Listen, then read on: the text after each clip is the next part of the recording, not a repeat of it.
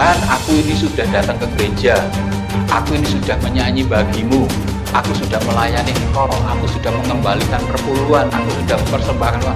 Kok uripku ngene-ngene ae? Kok aku sakitku nggak sembuh-sembuh? Kalau akar kepahitan sudah timbul, gesekan-gesekan pasti terjadi. Jangan dibawa terus sakit hati itu. Cari penyelesaian, berdoa kepada Tuhan, belajar minta roh pengampunan, supaya apa? Tidak tumbuh akar yang pahit di dalam kehidupan kita. Jangan sampai tumbuh akar kepahitan di dalam kehidupan kita. Opo gereja iki kok ngene-ngene ae? Tuhan jawabnya apa? Ya kamu yang begitu-begitu aja. Mari kita bangkit berdiri bersama-sama malam hari ini, rayakan kemenangan yang Tuhan sediakan bagi setiap kita.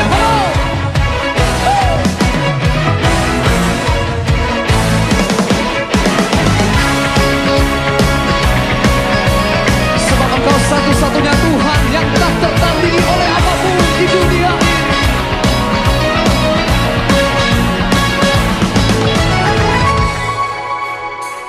Pada siapa kau bandingkan perbuatannya yang heran?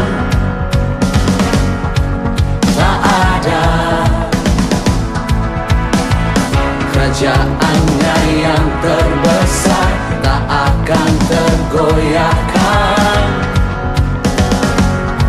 Semua musuh pun gemetar mendengar namamu Tuhan, seorang kemenangan. Sungguh tak tertandingi, tak ada yang setara denganmu.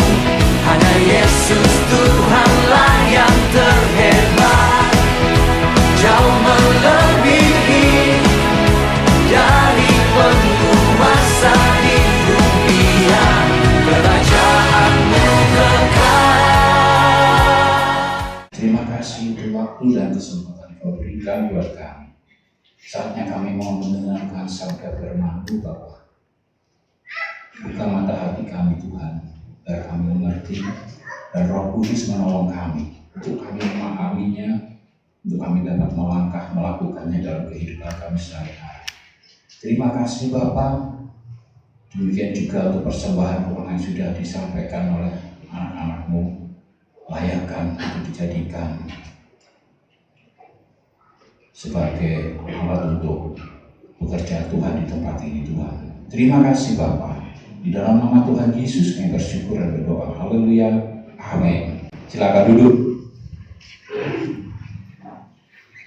Shalom. Selamat pagi. Karena kemurahan Tuhan, karena anugerah Tuhan, kita ada sampai hari ini, dan karena belas kasihannya kita diselamatkan. Lu diam aja ya. Nggak ada amin. Lu amin lu. Hati-hati. Bukan benih ilalang yang saya taburkan. Tapi benih gandum. Saudara, antara tadi anugerah, kenapa saya bilang kenapa? Keselamatan itu anugerah Tuhan buat kita semua. Ya, bukan belas kasihan. Kalau rahmat itu belas kasihan sehingga kita ada sampai hari ini. Tapi anugerah itu adalah keselamatan dan hidup kekal daripada Tuhan yang diberikan kepada kita.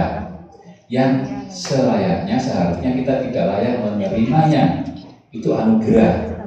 Kalau bahasa mana itu? Bahasa Inggrisnya grace. Halo Grace, selamat pagi. Amazing grace. Haleluya. Kamu ngerti sekarang ya? Anugerah, kamu itu anugerah. Jadi kita itu betulnya nggak layak nerima anugerahnya Tuhan. Tapi Tuhan itu nggak bisa dibatasi. Ya, Dia Maha Kuasa kok. Dia berhak dengan kemauannya Dia sendiri. Dia tidak ada yang merintah. Dia memberikan kasih karunia itu, anugerah itu, keselamatan dan hidup kekal. Buat siapa? Buat semua manusia, terutama yang mau mengenal Dia, mau menerimanya. Nah,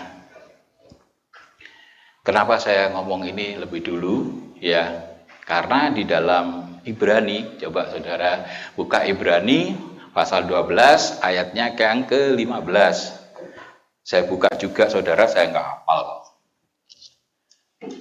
Nah itu ya. Jagalah supaya jangan ada seorang pun menjauhkan diri dari kasih karunia Allah, agar jangan tumbuh akar yang pahit, yang menimbulkan kerusuhan dan yang mencemarkan banyak orang. Kalau bulan yang lalu saya sampaikan hati yang tawar hati ya. Kalau hari ini saya sampaikan akar yang pahit. Jagalah supaya jangan ada seorang pun menjauhkan diri dari kasih karunia Allah. Sudah saya sampaikan tadi, kasih karunia Allah itu apa? Keselamatan, hidup yang kekal. Kalau kita menjauhkan diri dari itu semua, bagaimana? Nah, apa itu akar? Kok bisa tumbuh akar yang pahit? Terus menimbulkan kerusuhan dan yang mencemarkan banyak orang. Wah, ternyata akar yang pahit itu bisa menular istilahnya ya. Kalau di sini belum ada hiasan ya, tumbuh-tumbuhan. Biasanya ada yang plastik-plastik itu nggak ada akarnya. Tapi kalau yang di depan, di luar, di trotoar itu, ya tumbuhan itu ada akarnya. Terus dia akan berbuah. Lah kalau akarnya pahit, apa buahnya manis? Nggak mungkin. Dan dia tumbuh bercabang ke sini dan ke sana. Nah itu, ke sini pahit, ke sana juga pahit. Sana sini susah. Oh enggak ya, sana sini pahit, tapi kita tetap tidak pahit. Ya, saudara jangan ngantuk dulu. Enggak lama kok ini ya. Betulnya saya senang nyanyi kok. Kalau saudara juga lapar, saya lapar. Tapi firman Tuhan katakan bahwa manusia itu enggak cuma makan roti aja, harus makan firman Tuhan. Benar enggak? Haleluya. Tuhan Yesus. Jadi kita ngomong harus sesuai dengan firman Tuhan. Itu katanya firman Tuhan kayak gitu loh saudara. Ya. Saat ini kita itu sudah dikasih pemulihan lagi ya. Kita bisa beribadah bersama-sama. Ya. Nggak cuma lihat dari online. Dan nggak cuma duduk-duduk, dengar-dengar khotbah gitu ya. Tapi kita bisa bersama-sama. Energinya itu lain. Waduh, energinya itu lain. Benar, ya. Energinya lain kalau kita itu bisa bersekutu. Karena kita ini kan tubuh Kristus. Ya.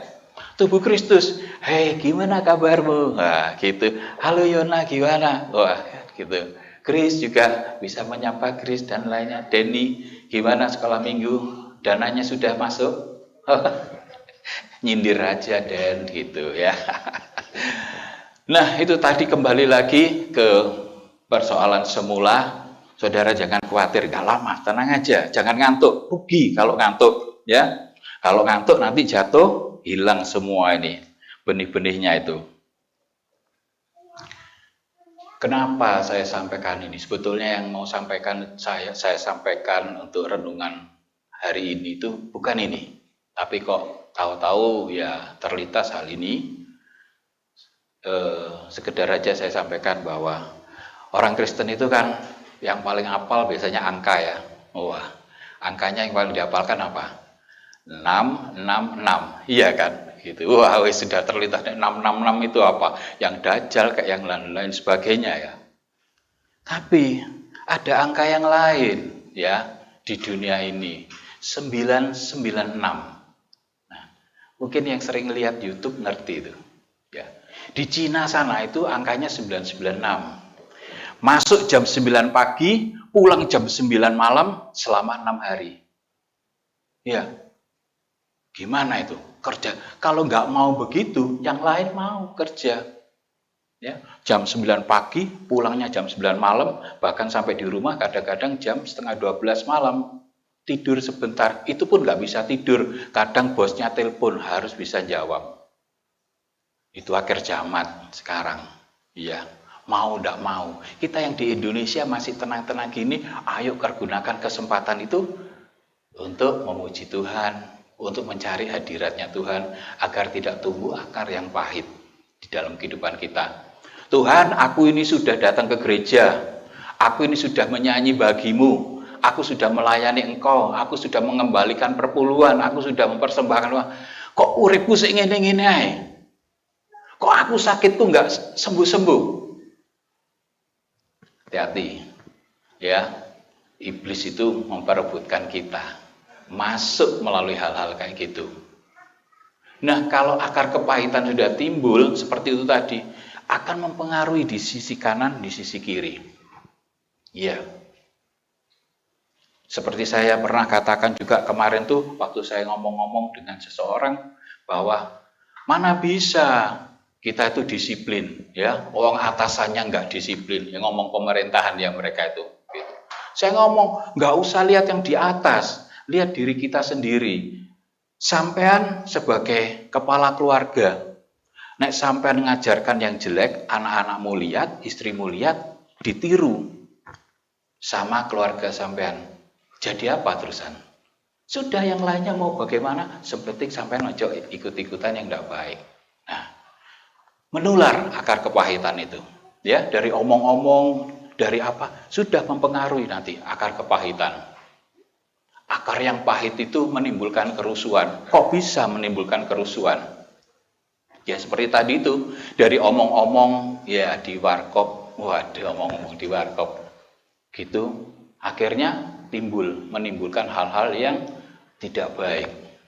Lebih baik kita bicarakan tentang pengharapan di dalam Tuhan. Memang keadaan lagi begini, ya, tapi kita tetap punya pengharapan di dalam Tuhan.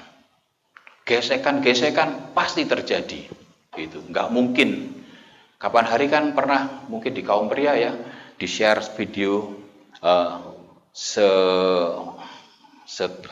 ada paku itu banyak ya di kayak ember gitu dikocok gitu. Harus digesek gitu, saling menggesek supaya apa? Karatnya paku itu hilang gitu. Semakin cemerlang.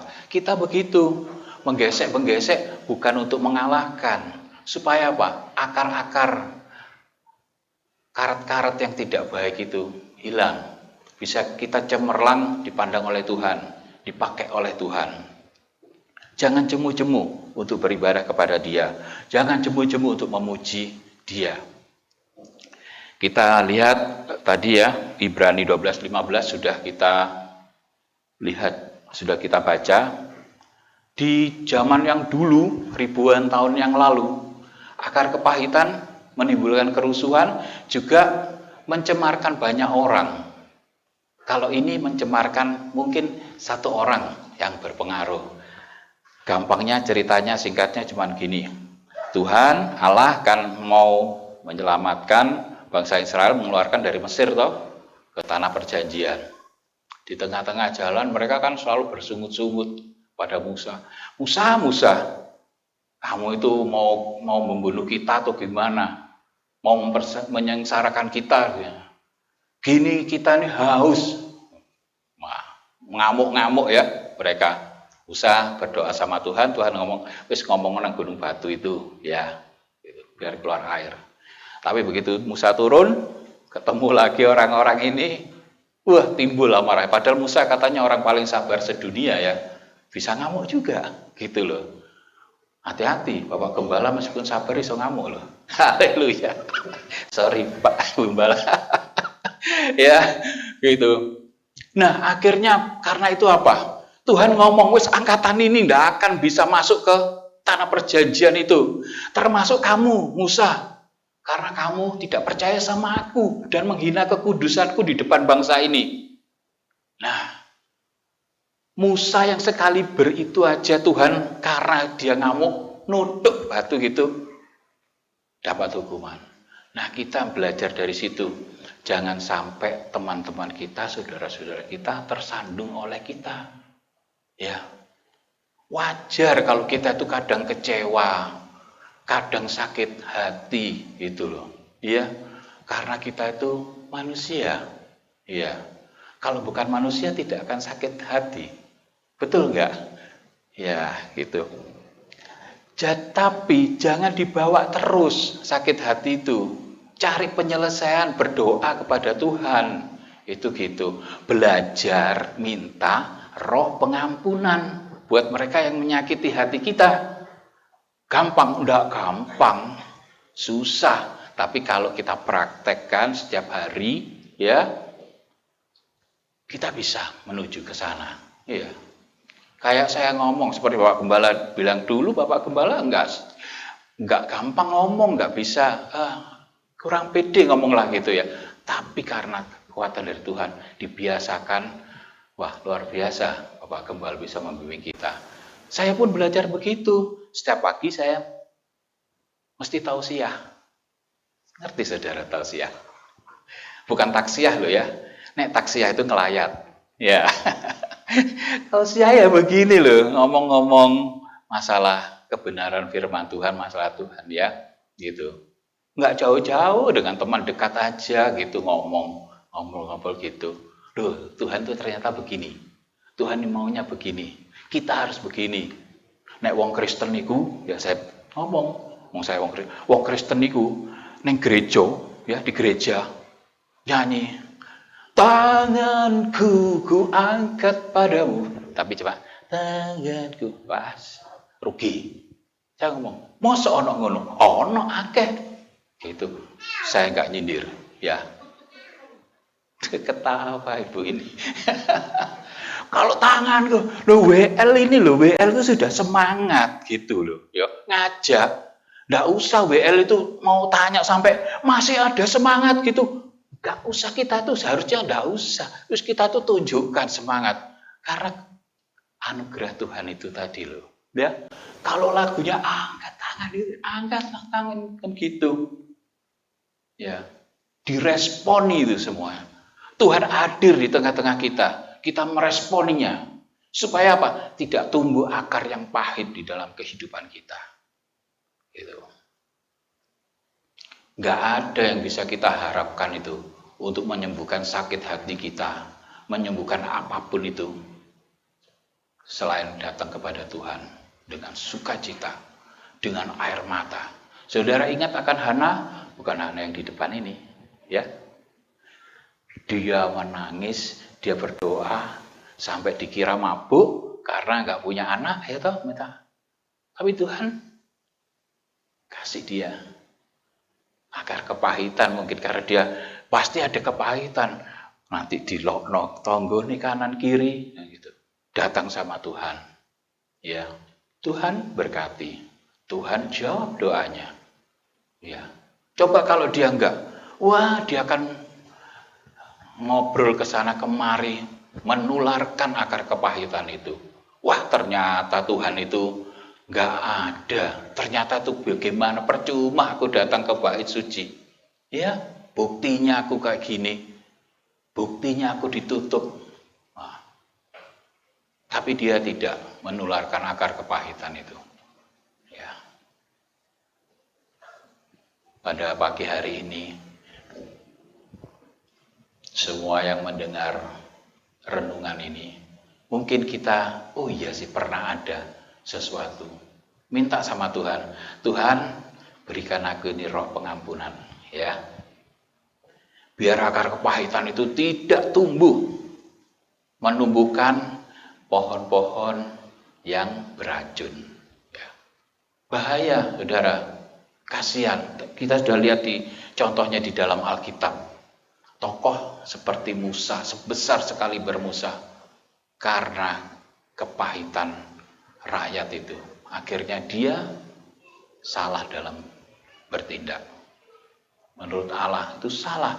Dia katakan, karena kamu gak percaya kepadaku dan kau menghina kekudusanku di depan bangsa ini.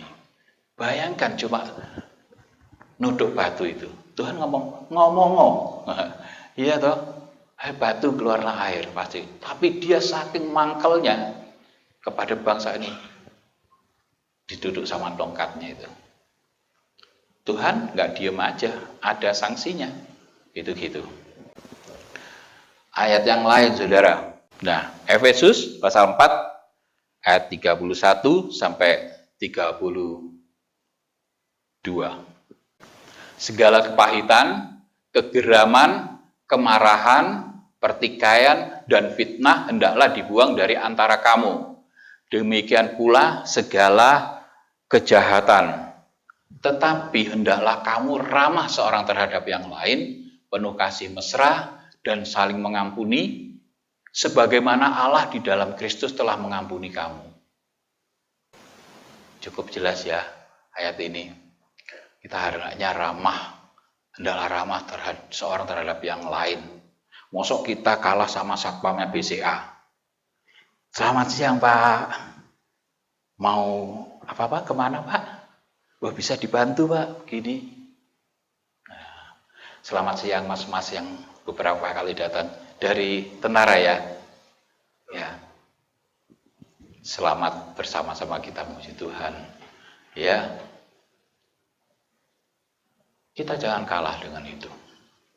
Ramah terhadap yang lain, penuh kasih mesra, saling memperhatikan, ya, saling menolong. Supaya apa? Tidak timbul akar kepahitan. Buanglah segala kepahitan itu, kegeraman itu di dalam hati kita. Nggak ada gunanya merugikan orang lain, merugikan diri kita sendiri, merugikan orang lain. Di dalam tadi itu yang mengakibatkan kerusuhan dan yang mencemarkan banyak orang itu kan masalah kekudusan, ya. Jadi akhirnya kekudusan itu hilang kalau kita itu dikuasai oleh akar kepahitan itu timbul. Kalau minggu yang lalu disampaikan ilalang dan gandum, hati-hati yang tersebar di luar dimanapun. Kalau tumbuh, nah itu kita harus waspada, harus banyak berdoa, harus banyak datang sama Tuhan, supaya benih-benih yang jahat itu tidak tumbuh di dalam hati kita. Kita bisa menjadi berkat buat orang yang lain. Tadi Efesus sudah dibaca, lalu kita lihat. Kalau nanti saya sampaikan akhirnya, berarti nanti sudah habis ya. Jangan dulu, masih panjang. Kasih karunia tadi itu adalah pemberian Allah yang tidak bisa ditahan oleh siapapun juga, tidak bisa diperintah oleh siapapun juga, ya. Itu wewenang Allah, otoritas Allah, ya. Tapi mereka yang mau menerima, mendapatkan itu. Kalau yang tidak mau menerima, ya, mendapatkan akar kepahitan. Jadi kasih karunia itu bukan belas kasihan ya. Di dalam Efesus pasal 2 ayat 8 dikatakan demikian. Sebab karena kasih karunia kamu diselamatkan oleh iman. Itu bukan hasil usahamu, tetapi pemberian Allah. Kita itu dengan manusia dengan usahanya macam-macam apapun itu nggak bisa diselamatkan. Mau dengan cara apapun juga, mau dengan berbuat baik bagaimanapun juga, ya nggak bisa itu. Kemarin salah satu teman saya ngirimi khotbah juga, khotbah dari Romo, masalah itu saudara, yang kalau kita datang ke pesta, jangan ujuk-ujuk duduk di depan, tapi duduklah di belakang. Siapa tahu nanti petugas Bu Maria ngomong, ini bukan tempatmu ini tempatnya Pak Gembala, kamu duduk di belakang aja. Kan kisinan ya, gitu. Terus dia tanya, apa kerendahan hati itu harus duduk di belakang? Teman saya tanya gitu, saya ketawa. Lah kamu mau duduk di belakang atau di depan? Kalau di depan berkatnya lebih banyak. Pak Suto dapat berkat lebih banyak ini. Saya enggak ngomong gitu. Saya cuma jawab gini karena nanti kalau ngomong-ngomong lewat WA kan salah persepsi ya. Ya kalau orang Jawa itu bilang itu andap asor gitu loh. Ngurumang sani. Jadi kalau kamu pinter itu jok sok keminter, saya bilang kan gitu. Ya, wis tenang aja biasa gitu. Oh gitu ya, iya. Soalnya teman saya ini emosional, sensitif gitu. Jadi saya ngomongnya harus juga agak sensitif gitu. Agak pelan-pelan. Ya. Di mereka itu enggak dijabarkan banyak sekali kayak seperti kita ini bisa menerima hal-hal ini. Ya. Mereka sudah dibaca kira-kira ya kayak gitu sudah. Itu aja. Tentang hubungannya dengan yang lainnya enggak disampaikan, ya. Kamu lagi ngapain? Aku lagi siapkan renungan, tak gitu kan? Ya. Oh ya wis, sorry gitu. Ya wis, ojo ganggu aku, gitu ya. Gitu. Bahkan yang di rumah pun ngalio. Boleh di sini, tapi ojo rame-rame, ya. Gitu. Aku lagi nyiapkan ini. Gitu, nyiapkan renungan sebulan sekali aja, pikirannya sampai rambutku putih ya, apalagi Om Benny tiap minggu. Wah, putih juga ya. Haleluya. Tapi ini kan mahkota yang didapat di jalan kebenaran ya Om ya.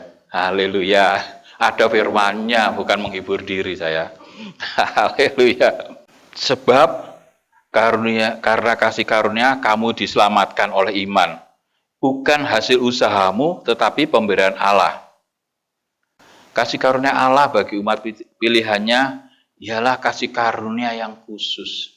Ya, kasih karunia yang khusus. Kenapa khusus? Oh, kita benar-benar dijanjikan hidup yang kekal, dijanjikan keselamatan itu. Yang seharusnya itu kita itu nggak layak menerima itu. Ya, Tuhan Yesus itu loh, diperintahkan ke dunia, jadi manusia, menderita buat kita. Untuk apa? Supaya kita itu bisa selamat, supaya kita itu tidak masuk ke dalam neraka. Nah, kalau kita sudah mengerti ini, terus hidup kita sembrono, ya nggak tahu lah itu apa sebutannya, gitu. Ya, mari kita tuh hari-hari ini semakin dekat. Ya. Kita lihat seperti yang tadi saya sampaikan 996. Di sana di Cina itu persaingan begitu ketat. Kalau saudara nggak mau itu, saudara nggak akan kerja. Saudara nggak bisa bayar sewa apartemen. Saudara nggak bisa makan enak dan lain sebagainya. Tapi efeknya saudara seperti robot. Sudah nggak punya pikiran. Buka HP itu pikirannya kalau HP bunyi, ini pasti dari bosku ini, dari kantor. Sudah, padahal yang nelpon saudaranya, orang tuanya. Kita bagaimana menyikapi itu? Kita berpikir, kita menyadari bahwa hari-hari ini sudah semakin sempit, semakin Tuhan Yesus akan datang. Ayo kita ini sedikit-sedikit kita tuh harus ingat sama Tuhan. Bersyukurlah selalu, yaitu mengucap syukurlah selalu, berdoa senantiasa agar kamu tidak jatuh ke dalam pencobaan. Itu penting sekali. Saat ini sangat penting. Ya. Berkat jasmani penting memang perlu, ya, itu.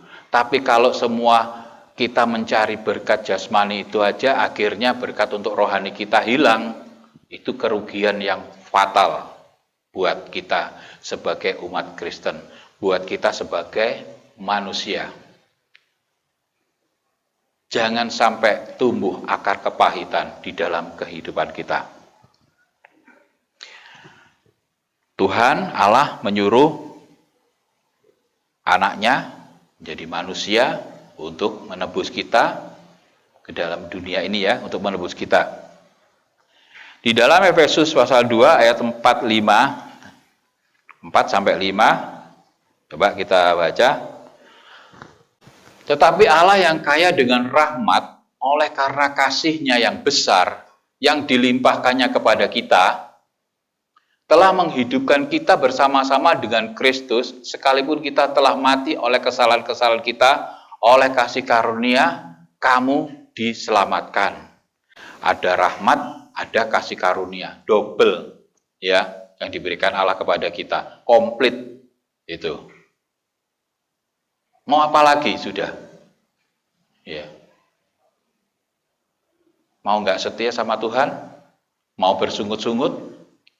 Kemarin sudah pelayanan, sekarang pelayanan lagi. Kemarin pimpin doa, hari ini renungan, besok WL, singer. Wah, kapan Tuhan aku nyantai? Jangan gitu. Itu kesempatan yang Tuhan berikan. Ya, saudara apa enggak berpikir waktu kemarin-kemarin ibadah nggak bisa di gereja, ibadah cuma lihat TV, lihat HP, ya toh? Rasanya gimana? Kan rasanya, aduh gimana? Begitu ada kesempatan, ayo daftar. Wah, daftar ke Tante Beni. Tahu-tahu udah pendaftaran untuk pagi ditutup. Wah, silahkan ke sore. Nah, misalkan sudah jatah masuk ke surga ditutup, silahkan ke tempat yang lain. Gimana saudara? Woi, mau kemana? Gitu loh. Iya. Kalau restoran ini ditutup sudah penuh, bisa ke restoran yang lain. Tapi kalau masuk ke surga sudah ditutup, jatahnya sudah full, bilangannya sudah genep. Waduh. Ya apa Tuhan? Aku nggak mengenal engkau pembuat kejahatan. Aduh, payah. Saya nggak nakut-nakuti, cuma ngingetkan aja, ya, gitu. Karena saya juga nggak mau ketinggalan di sini, ya. Saudara-saudara nanti diangkat semua waktu Tuhan Yesus datang, saya di sini sendirian. Oh, males Pak. Ya, gitu. Aku melok Tuhan. Nah, gitu ya. Semuanya gitu, ikut, ayo, gitu. Kamu ada akar kepahitan, lihat hatiku Tuhan, selidiki aku, lihat hatiku, berani kayak gitu. Wah, ditelok temen sampai Tuhan, dikoreksi. Hati-hati saudara, hidup ini harus hati-hati, nggak boleh sembrono ya, gitu. Layani Tuhan dengan sepenuh hati, apapun yang terjadi. Tidak gampang, tapi kita harus menjalaninya hari demi hari. Ya, telinga Tuhan tidak kurang tajam untuk mendengar seruanmu.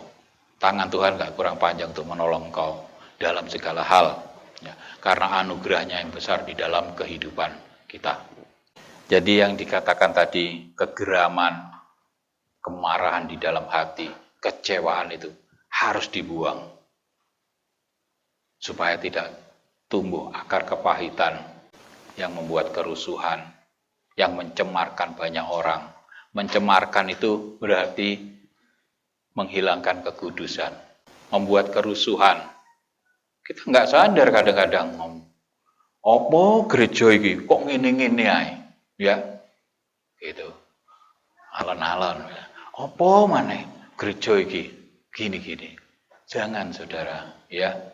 Kalau toh saudara punya pikiran begitu, udah dipikir sendiri aja, nggak apa-apa. Berdoa, Tuhan, apakah benar gereja ini begini-begini aja? Tuhan jawabnya apa? Ya kamu yang begitu-begitu aja.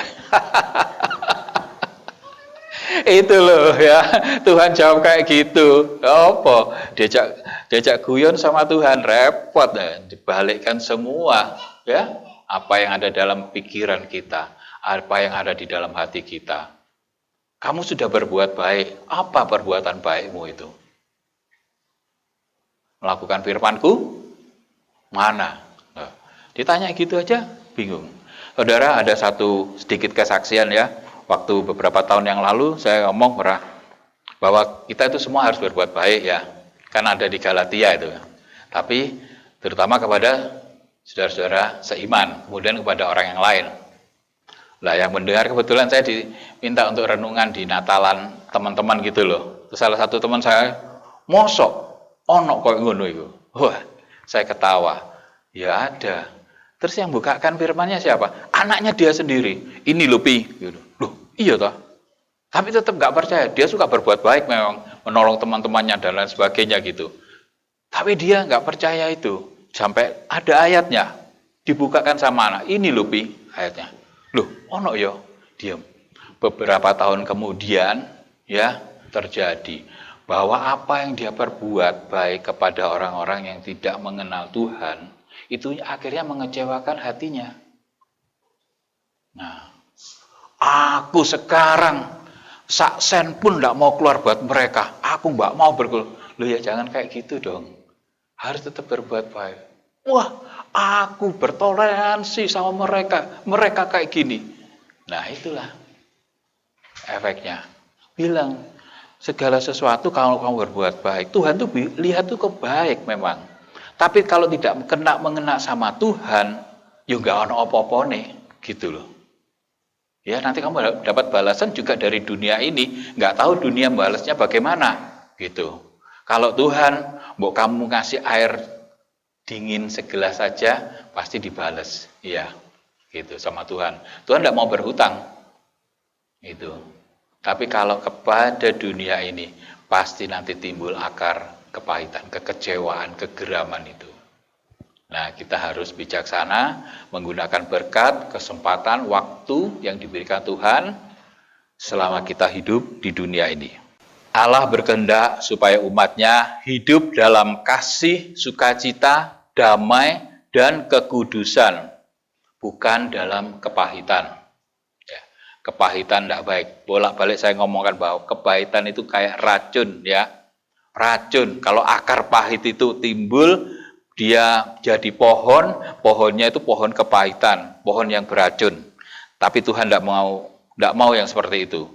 Tuhan Allah kita mau kita mendapatkan damai sejahtera, kekudusan, bukan kepahitan.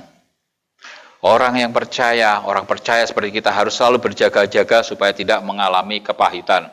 Berjaga-jaga dalam apa? Dalam segala hal. Dimanapun juga kita berada. Menghadapi apapun juga. Karena kita harus waspada. Jagalah hati dengan segala kewaspadaan. Karena dari situlah terpancar kehidupan. Kita nggak berkuasa memang. Tidak bisa dengan kekuatan kita sendiri itu. Kita harus datang pada Tuhan setiap waktu. Kalau kita datang kepada orang pinter, di atasnya orang pinter masih ada yang pinter lagi. Ya, sepinter-pinternya orang, dia tidak akan bisa mengerti tentang kehendak Tuhan. Kecuali orang itu benar-benar berserah sama Tuhan, takut akan Tuhan. Kita diberi kesempatan untuk belajar, untuk mendengar firman Tuhan, untuk memuji Dia, untuk merasakan kemurahan Tuhan. Bersyukurlah dalam segala hal. Gampang, saya ditanya gitu, ya. Kita tuh harus bersyukur dalam segala hal. Isok tah, gitu loh, ya. Oh, langsung pertanyaannya itu, isok tah, ya, bisa gitu. Saya bilang, sulit memang, berat, tapi kita harus belajar. Ya, kita harus lakukan hari demi hari. Bisa kamu naik sepeda? Bisakah itu sepedanya? Kayak gitu. Sepeda yang roda 1 bisa? Bisa, belajar. Belajar yang sepeda roda 2 dulu. Ya, dipegangi ya dulu. Setelah itu dicul. Belajar sepeda roda 1. Belajar setiap hari. Bisa, nanti ahli. Gitu. Kalau kita nggak pernah belajar, nggak pernah melangkah, mana mungkin kita tuh bisa bersyukur? Mana mungkin kita itu bisa memuji Tuhan, menyembah Tuhan? Mana bisa kita merasakan hadirat Tuhan kalau kita tidak bergaul erat dengan Dia? Sekali lagi saya ingatkan, jangan sampai tumbuh akar yang pahit. Jangan meninggalkan kasih karunia Allah. Jagalah supaya jangan ada seorang pun menjauhkan diri dari kasih karunia Allah. Orang Kristen harus bangga, harus mengerti kasih karunia Allah itu adalah keselamatan yang diberikan Tuhan. Nggak ada yang lainnya yang bisa menjanjikan itu. Kasih karunia Tuhan adalah hidup yang kekal. Kita hidup di dunia ini sementara, setelah itu kita mengalami hidup yang kekal. Nah, hidup yang kekal itu di mana kita berada? Itu yang dipertanyakan. Dan itu harus kita raih, bahwa kita hidup kekal bersama Dia oleh anugerah kemurahan Tuhan Yesus Kristus sendiri. Sebagai pembicaraan yang terakhir, bukan saya bicara terakhir saat ini ya. Gitu. Saya baca kasih karunia Allah itu Apa sih kasih karunia? Tadi sudah saya jelaskan ya, kasih karunia itu adalah keselamatan dan hidup yang kekal. Tapi seorang penulis, saya cari-cari itu, wah saya agak gaya sedikit ya, baca tulisannya, siapa itu? Tony Evans ya, itu gembala juga ya Om ya, pastor ya, dia pendeta ya, itu dia juga penulis ya. Dia ngomong gini, kasih karunia Allah itu. Ada seseorang, saudara punya anak laki-laki satu-satunya, dibunuh, ya, saya bunuh gitu kan. Terus saya serahkan kepada hakim, diserahkan pada hakim, terus hakim itu, oh ini dapat hukuman mati. Itu namanya keadilan, nyawa ganti nyawa, ya toh. Tapi hakim, terus saya datang kepada hakim itu, jangan dihukum mati. Orang ini seumur hidup aja, kasihan. Itu apa? Itu belas kasihan. Ya. Tapi kalau si bapak ini tadi datang lagi kepada hakim, ngomong, sudah karena melihat penyesalan si pembunuh ini, dia bertobat benar-benar, ya, wis kamu ndak usah dapat hukuman mati, ndak usah dapat hukuman seumur hidup, ayo kamu itu jadi anakku. Ganta adopsi kamu, ya. Segala warisan, segala hak-hak anakku yang sudah mati itu jadi milikmu. Itulah anugerah. Kita apa enggak kayak gitu? Nggak layak kita nerima itu. Tapi Allah luar biasa. Anaknya sudah mati, kita diberikan haknya itu. Warisannya untuk kita semua, kita diangkat jadi anaknya. Ya, itulah anugerah Allah. Kiranya renungan ini bisa menginspirasi kita, menyadarkan kita kembali, jangan sampai ada satu akar kepahitan di dalam hidup kita, sehingga menjauhkan kita dari kasih karunia Allah yang begitu besar, yang begitu luar biasa. Tuhan Yesus memberkati kita semua. Kami bersyukur Engkau mengasihi kami semua. Engkau mengajar pada setiap kami anak-anak-Mu terus bersyukur atas kasih karunia-Mu. Engkau berkati hamba-Mu yang sudah mendapatkan isi hati.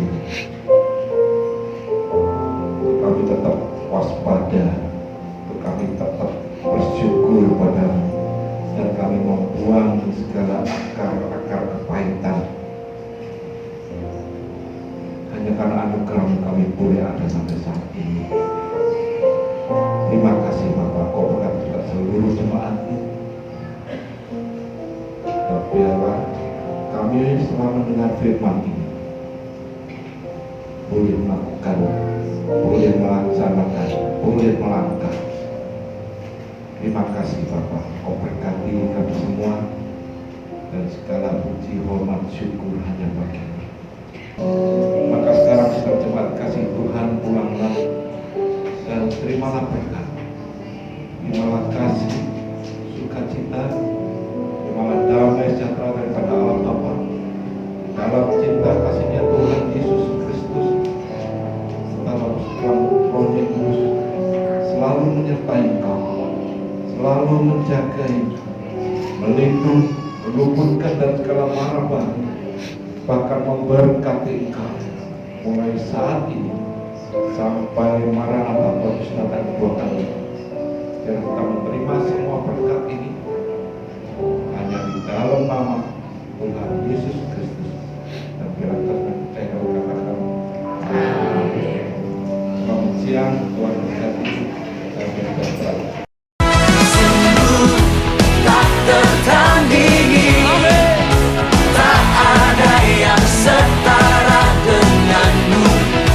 Yesus Tuhanlah yang terhebat.